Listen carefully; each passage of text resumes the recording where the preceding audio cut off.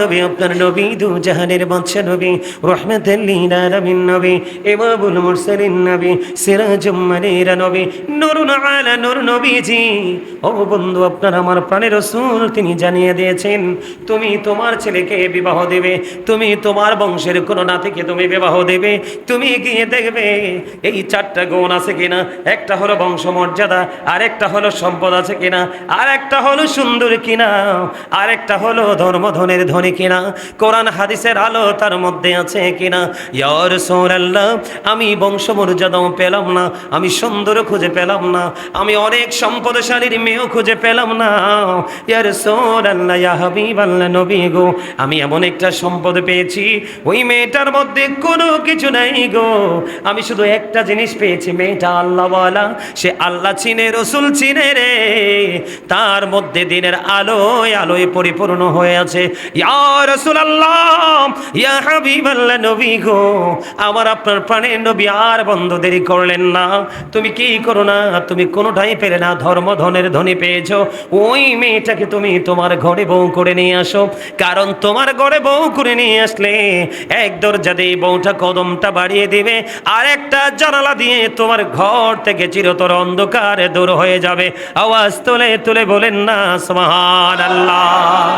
অন্ধকার মানে ও বন্ধু লাইটের আলোর কথা আমি বলিনি, হারিকেনের আলোর কথা আমি বলিনি, মোমবাতির প্রদীপের কথা আমি বলিনি, ওই বলেছি আমি ও বন্ধু আল্লাহ এবং আল্লাহর যে কোরআন হাদিসের আইন, এই আইনের নূরের আলোতে আপনার ঘর থেকে পুরো অন্ধকার দূর হয়ে যাবে।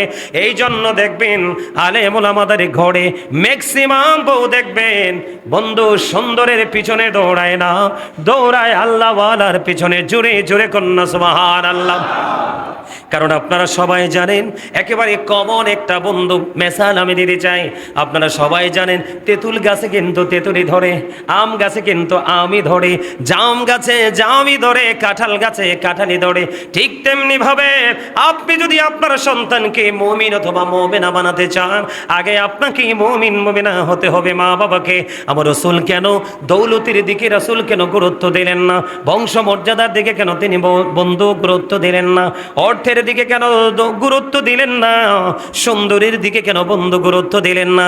এইগুলোর পিছনে গুরুত্ব না দেওয়ার পিছনেই বড় কারণ হলো ও বন্ধু আপনারা দেখবেন সুন্দর খুব অল্প সময়ের মধ্যে বিলীন হয়ে যায়। গত 5 বছর আগে একটা ছেলেকে দেখেছিলাম সুঠাম দেহি, অত্যন্ত হ্যান্ডসাম স্মার্ট, একটা মেয়েকে দেখেছিলাম অত্যন্ত মিষ্টি, কিন্তু 5 বছর পরে দেখতে পেলাম, আপনারা দেখবেন আপনার আমার ক্ষেত্রেও অনেক আত্মীয় স্বজনকে 2-4 বছর পরে চেনা যায় না, তার স্কিনটা কিন্তু অনেকটাই বন্ধু কি হয়ে যায়, কথা বলেন না কেন, অনেকটাই ডিপ হয়ে যায়, চেঞ্জ হয়ে যায়, পরিবর্তন হয়ে যায়। আমরা বলি তুমি কি অমুকের ছেলে বা মেয়ে নি, আমি তো তোমাকে চিনতে পারছি না। তার মানে হলো রাসূল বলে দিয়েছেন সৌন্দর্য আস্তে আস্তে করে ধ্বংস হয়ে যায়। দৌলত তুমি খুঁজো না, কারণ সম্পদ যে কোনো মুহূর্তে বিলীন হয়ে যায়। তুমি বংশ খোঁজো না, যদি বংশ পাও তাহলে তো বেটার, কিন্তু বংশ পাইলা না, কিন্তু আল্লাহওয়ালা পাইলা।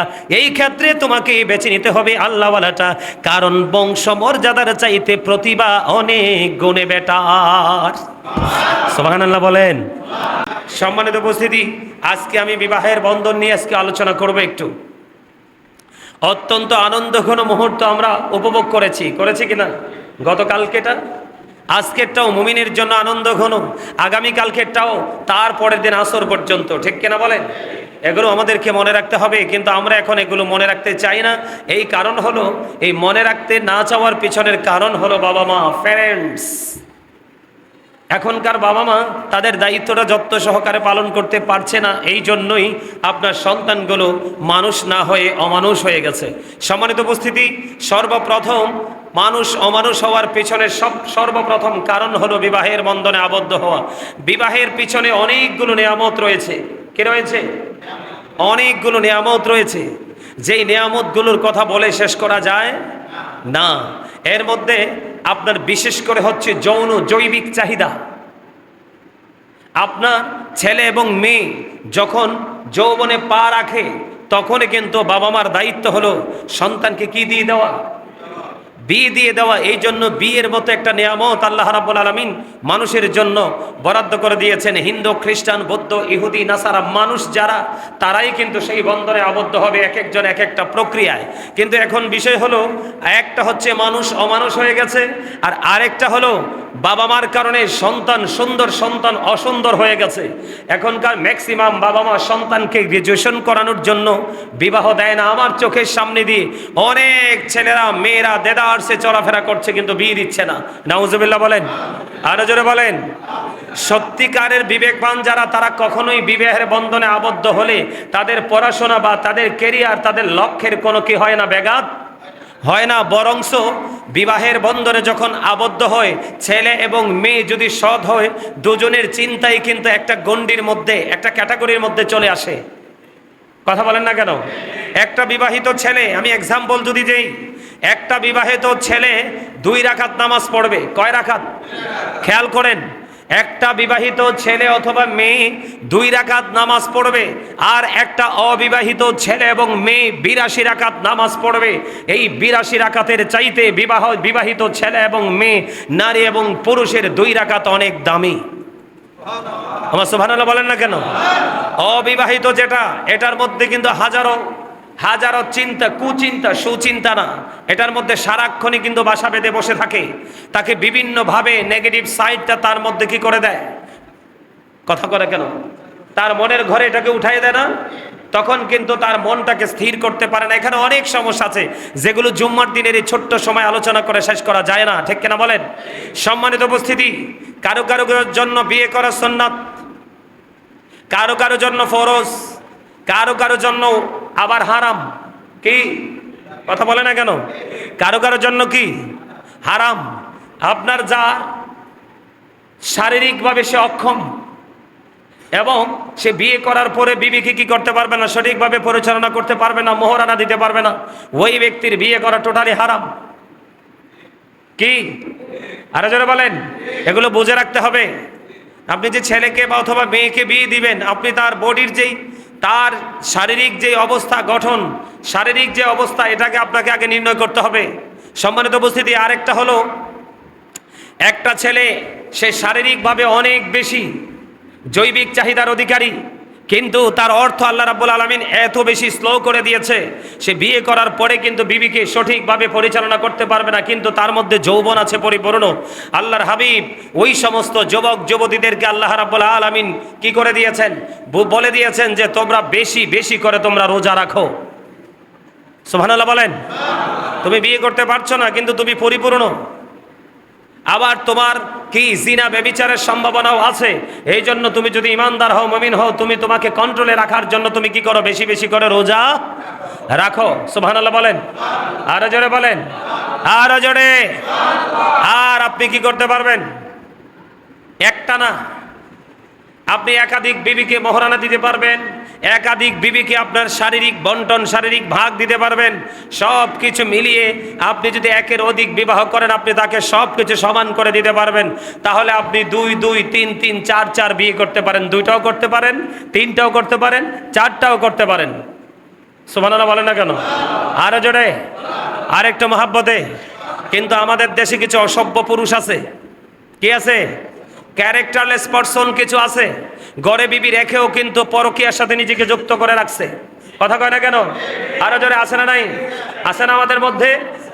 কাউকে চিনা যায়, কাউকে চিনা যায় না। তবে বলে রাখবেন, যে বিবাহ করার পরে নারী এবং পুরুষ জিনার সাথে লিপ্ত হবে, তার কোনো ক্ষমা নাই, তার কোনো কি নাই। এটা খুব ভয়ঙ্কর অভিশাপ, কারণ এটা ছিল লূত জাতির কাজ কারবার। কার? লূত আলাইহিস সালামের জামানায় মানুষগুলো জিনা, ব্যভিচার, সমকামিতায় লিপ্ত ছিল। এখন বাবা মা ছেলেকে সময় মতো বিয়ে না দেওয়ার কারণে এখন কিন্তু জৈবিক চাহিদা মিটাচ্ছে একটা ছেলে আরেকটা ছেলের সাথে। ওমা নাউজুবিল্লাহ বলেন না কেন? আর জোরে। কি খারাপ লাগে? তো নাউজুবিল্লাহ বলেন না কেন? আপনারা কি নোংরামি থেকে নোংরামি করতে চান না বাঁচতে চান? তো বাঁচতে চাইলেই তো নাউজুবিল্লাহ বলবেন। আল্লাহর কাছে নাউজুবিল্লাহ মানে সাহায্য চাওয়া। নোংরামি থেকে নিজেকে মুক্ত রাখার জন্য আল্লাহর কাছে ছোট্ট একটা চিঠি লেখা। জোরে বলেন নাউজুবিল্লাহ, আর জোরে।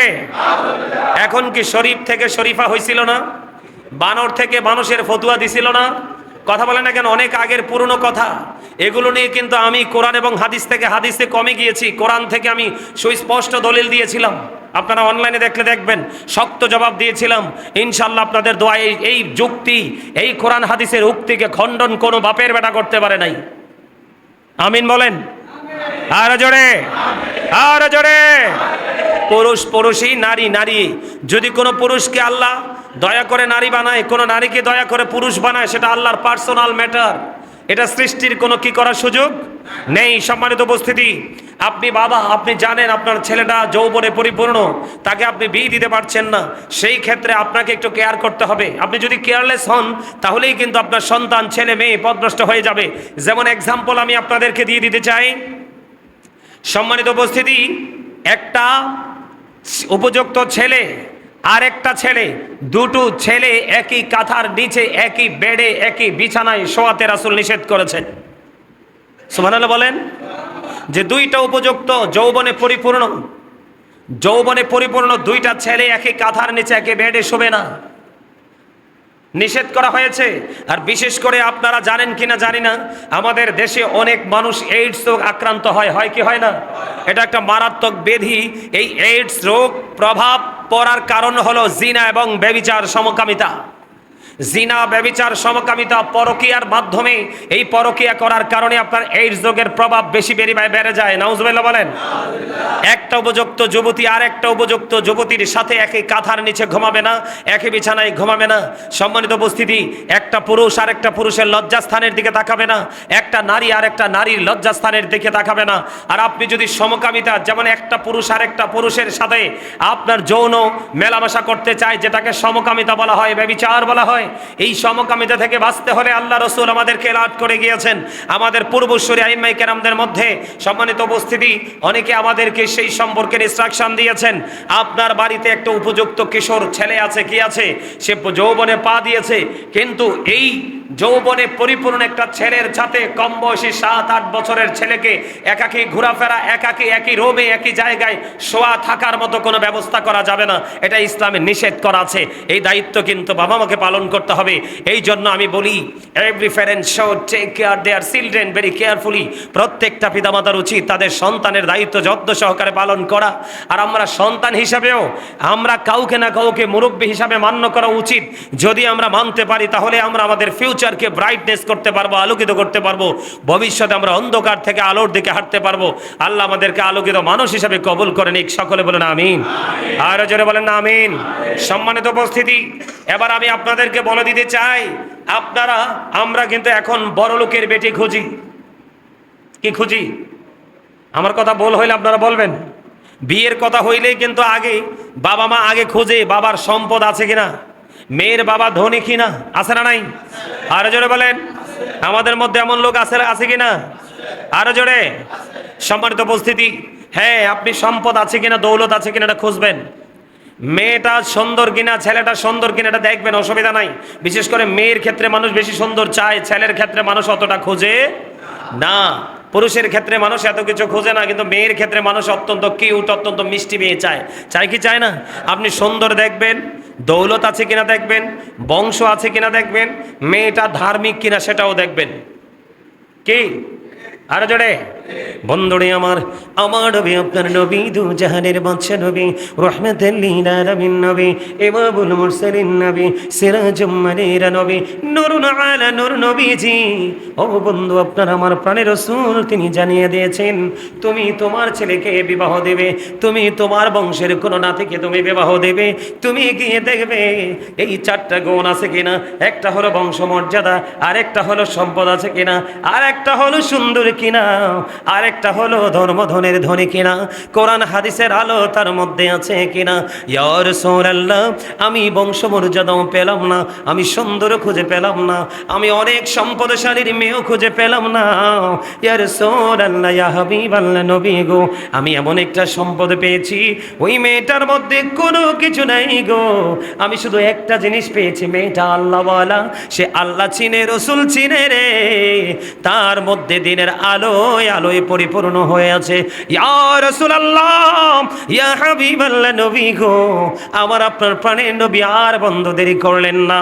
তুমি কি করো না, তুমি কোনোটাই পেলে না, ধর্ম ধনের ধনী পেয়েছো, ওই মেয়েটাকে তুমি তোমার ঘরে বউ করে নিয়ে আসো। কারণ তোমার ঘরে বউ করে নিয়ে আসলে এক দরজা দিয়ে বউটা কদমটা বাড়িয়ে দিবে, আর একটা জানালা দিয়ে তোমার ঘর থেকে চিরতর অন্ধকারে দূর হয়ে যাবে। আওয়াজ তুলে তুলে বলেন না সুবহানাল্লাহ। অন্ধকার মানে ও বন্ধু, লাইটের আলোর কথা আমি বলিনি, হারিকেনের আলোর কথা আমি বলিনি, মোমবাতির প্রদীপের কথা আমি বলিনি, ওই বলেছি আমি ও বন্ধু আল্লাহ এবং আল্লাহর যে কোরআন হাদিসের আইন, এই আইনের নূরের আলোতে আপনার ঘর থেকে পুরো অন্ধকার দূর হয়ে যাবে। এই জন্য দেখবেন আলেম ওলামাদের ঘরে ম্যাক্সিমাম বউ দেখবেন বন্ধু সুন্দরের পিছনে দৌড়ায় না, দৌড়ায় আল্লাহওয়ালার পিছনে। জোরে জোরে কন্যা সুবহানাল্লাহ। কারণ আপনারা সবাই জানেন, একেবারে কমন একটা বন্ধু মেসাল আমি দিতে চাই। আপনারা সবাই জানেন তেঁতুল গাছে কিন্তু তেঁতুলি ধরে, আম গাছে কিন্তু আমই ধরে, জাম গাছে জামই ধরে, কাঁঠাল গাছে কাঁঠালি ধরে।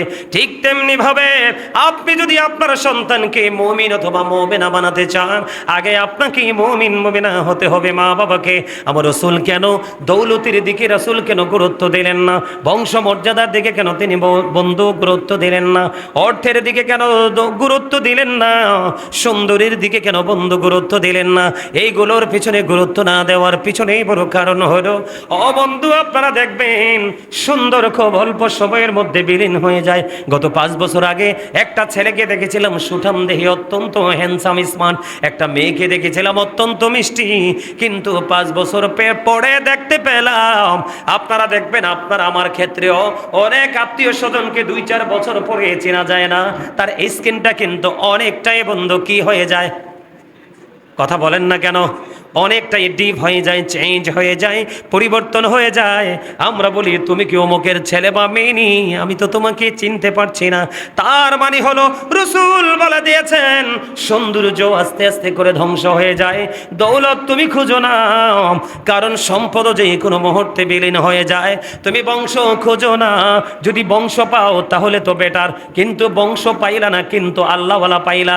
এই ক্ষেত্রে তোমাকে বেছে নিতে হবে আল্লাহওয়ালাটা, কারণ বংশ মর্যাদার চাইতে প্রতিভা অনেক গুণে বেটার। সুবহানাল্লাহ বলেন, আর জোরে বলেন। ও বন্ধু, বংশ ধুয়ে কিন্তু পানি খাওয়া যায় না, কিন্তু আমি বংশকে ছোট করে দেখছি না, রাসূল কিন্তু বংশকেও, কিন্তু আপনি বংশ পেলেন না, একটা কাঠুরিয়ার মেয়ে, একটা রিক্সাওয়ালার মেয়ে আপনি পেয়ে গেলেন, কিন্তু মেয়েটা তো ভদ্র নম্র মার্জিত। ও বন্ধু, এখনকার মানুষ হিসাব করে আমি আমার সোসাইটিতে দাঁড়িয়ে থাকতে পারবো না। না না বন্ধু, আপনি আপনার সোসাইটির দিকে তাকানোর কোনো প্রয়োজন নেই, কারণ আপনার সোসাইটি আপনাকে খাবার খাওয়াবে না, আপনারটা আপনাকে রেডি করতে হবে। ঠিক কিনা বলেন?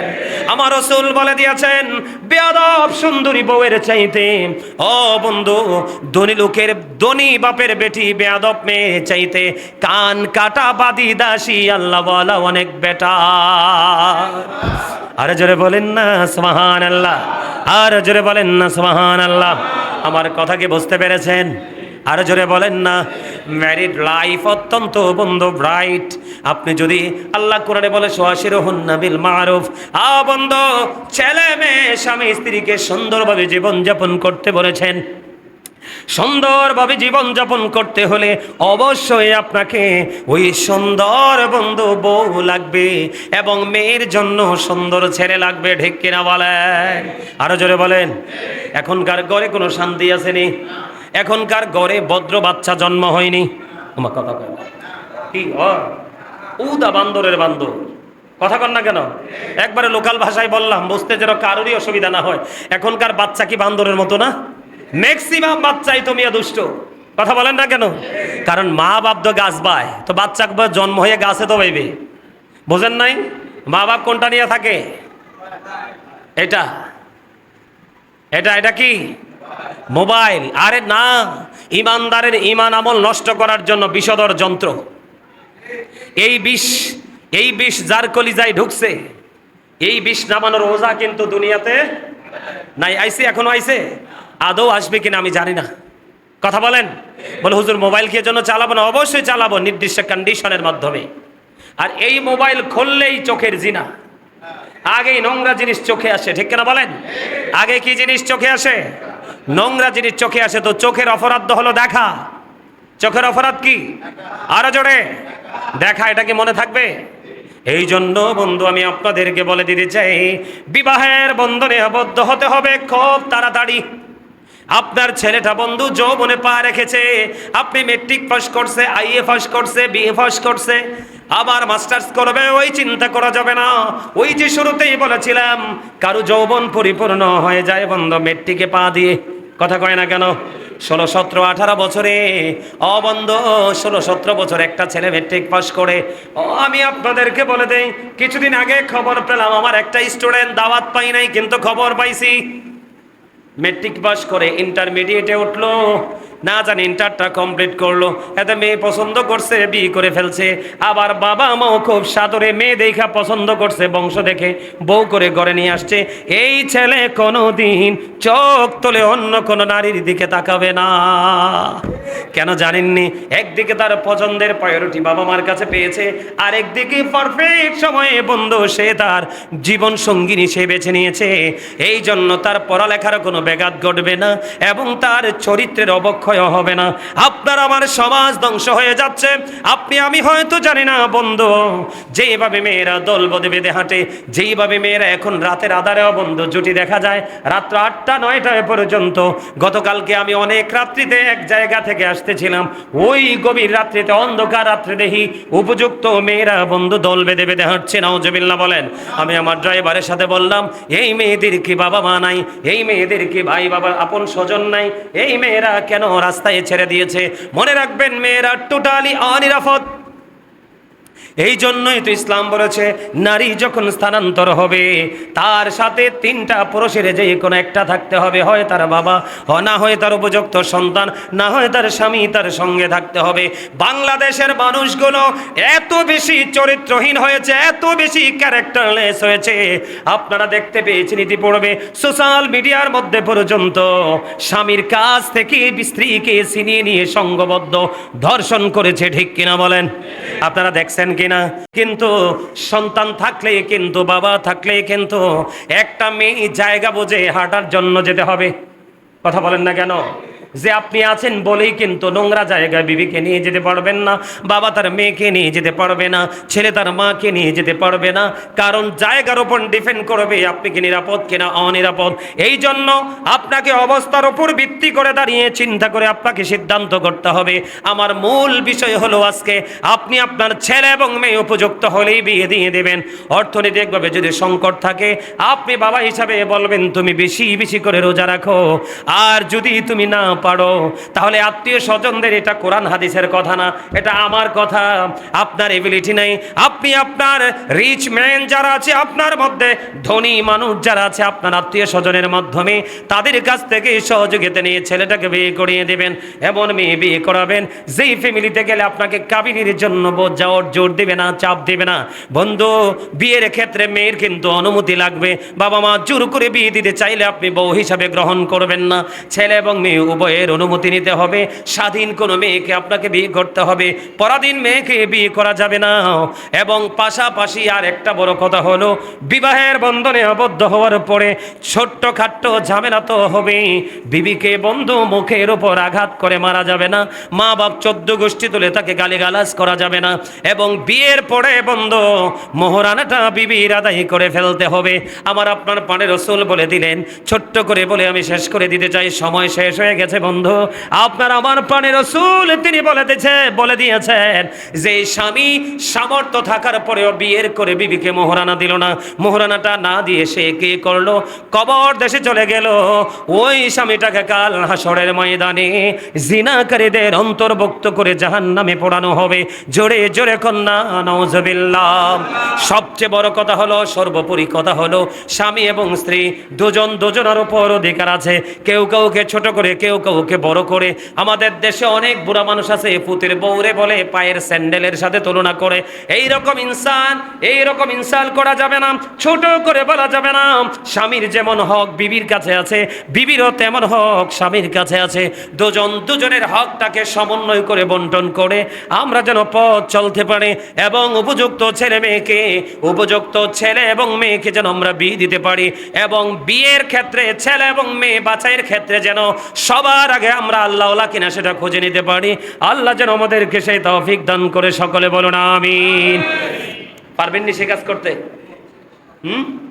বাপরে বাপ, ওয়াজ বুঝমতো হইছে না আমার মুসল্লিরা? কথা কানা কেন? ওয়াজ বুঝমতো না হইলে সময় যদি আরো 30 মিনিট পাইতাম তা আরো বুঝতেন কি আছে এটার মধ্যে। কথা বুঝতে পারছেন? মিয়া ছেলে বিদেশ যাবে, সমস্যা কি? কথা বলে না কেন? টাকা পয়সার কি কোনো বংশ আছে, পরিচয় আছে? টাকার কি দাদা নানা আছে? তো টেয়ার তো কোনো বংশ পরিচয় নাই। তো এটারে শক্ত করে ধরে রাখার দরকার কি? কোনো দরকার নেই। এই যে ঠিক আছে এই লোক, কোনো দরকার নাই এটারে ধরে রাখার। তবে রাখতে হবে, কিছু কিছু রাখতে হবে। তো একবারে আবার ছেড়ে দিলেও হবে না। টাকার কোনো বংশ নাই, পরিচয় নাই। টাকা আসছে কাজে লাগাই দিবেন, আবার দেখবেন চলে আসবে। ঠিক কেন বলেন? আরো জোরে। আল্লাহ আমাদের সবাইকে এই আজকের আলোচনার উপর ভিত্তি করে নিজের জীবনকে সাজানোর গোছানোর তৌফিক দান করুক। সকলে বলুন আমিন।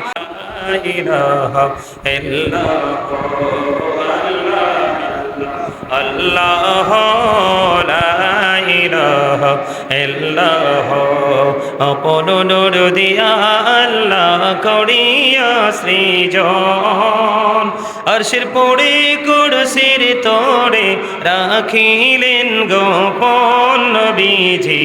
আল্লাহ আল্লাহ আল্লাহ লা ইলাহা ইল্লাল্লাহ, আল্লাহ আল্লাহ আল্লাহ লা ইলাহা ইল্লাল্লাহ।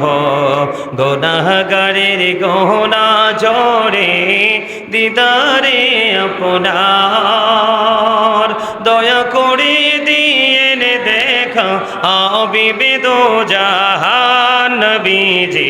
আল্লাহ আল্লাহ আল্লাহ লা ইলাহা ইল্লাল্লাহ, আল্লাহ আল্লাহ মোহাম্মদে अल्लाह। प्यारे सुरोते हास सेहरा, मोह से जोरते फोन, चद का टुकड़ा नूर का पुतला हो का प्यारा रसूल नबी जी। अल्लाह अल्लाह अल्लाह ला इलाहा इल्लाल्लाह, अल्लाह अल्लाह লা ইলাহা ইল্লাল্লাহ। সশরীরে জিন্দা নবীজি সোনার মদিনায়, আসুন সবাই দাঁড়াইয়া সালাম জানাই নবীজি। আল্লাহ আল্লাহ লা ইলাহা ইল্লাল্লাহ, ইয়া নবী সালাম আলাইকা ইয়া রাসূল, আলাইকা ইয়া হাবিব, সালাম আলাইকা সালাওয়াতুল্লাহ আলাইকা। নবী গো সালাম হাজার বার, রসুল গো সালাম লাখো বার, জানাই যে সালাম কোটি বার, তার তরে শকর হাজার বার। ইয়া নবী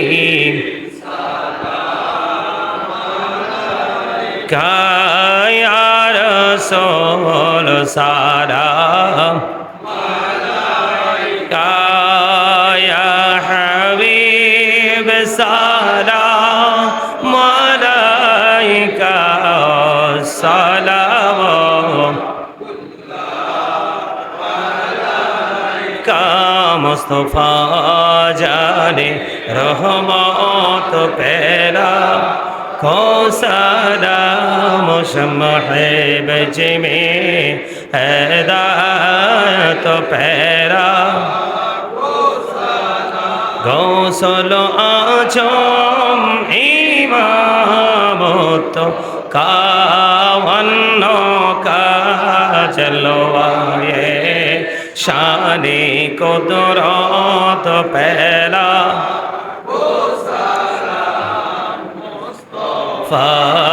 जाने रहमत पैला को सलाम शम्ह बज में हिदायत पैला या पक पंजतने लाखों सलाम या पक पंजतन लाखों सलाम करबालार कुरबानी স্মরণ করো প্রাণ ভরে সকলে নামাজ পড়ো ইয়া হুসাইন শাহ হুসাইন লাখো সালাম ইয়া হুসাইন শাহ হুসাইন লাখো সালাম